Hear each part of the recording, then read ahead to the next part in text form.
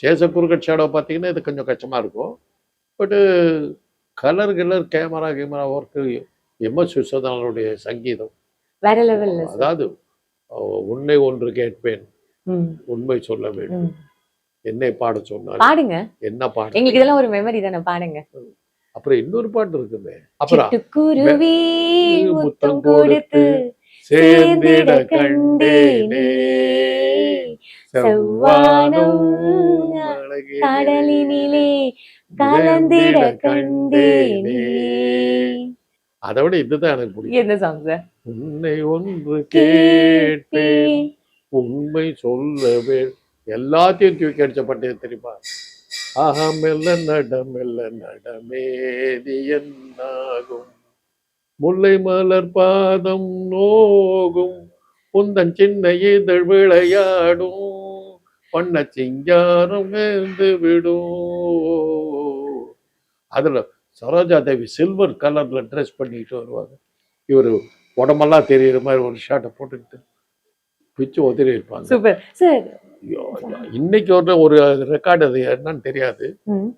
எங்கே நிம்மதி பாட்டுக்கு அதான் தமிழ் பட உலகில் ஒரு பாட்டுக்கு மிக அதிகமான வயலின்கள் பயன்படுத்தப்பட்டது.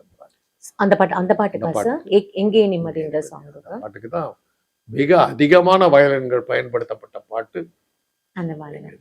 அந்த விஸ்வநாதனை ஒன்றிய அரசு ஒரு பத்மஸ்ரீ கூட கொடுக்காம விட்டுச்சு. இருக்கட்டும், அதை நான் தான் சொல்றேன். அதை ஒரு தடவை பேசும்போது சொன்னேன், ஜெயலலிதா தான் கேட்டாங்க, போய் உங்களுக்கு பத்மபூஷன் வாங்கிக்கலாங்க.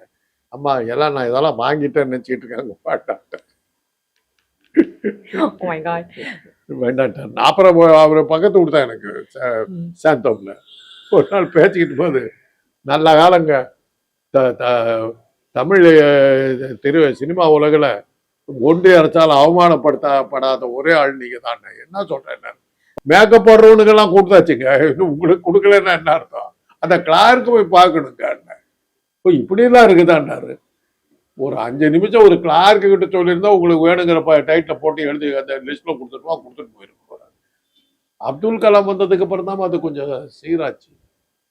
போறவங்க என் கூட ஒர்க் பண்ணிக்கிட்டு இருந்த ஆளுங்கள்லாம் டாக்டருங்களுக்கெல்லாம் பத்மஸ்ரீ இஷ்டத்துக்கு பத்மஸ்ரீ வாங்கினாரு. அப்பதான் கலாம் சாருக்கு சந்தேகம் வந்தது. ஏன்னா அவருக்கு தெரியும் தமிழ்நாட்டை பத்தி. இதெல்லாம் ஒண்ணுமே சொல்ல, இவன் பேர்லாம் எப்படியா வந்தது. அப்புறம் தான் அது சீராச்சு.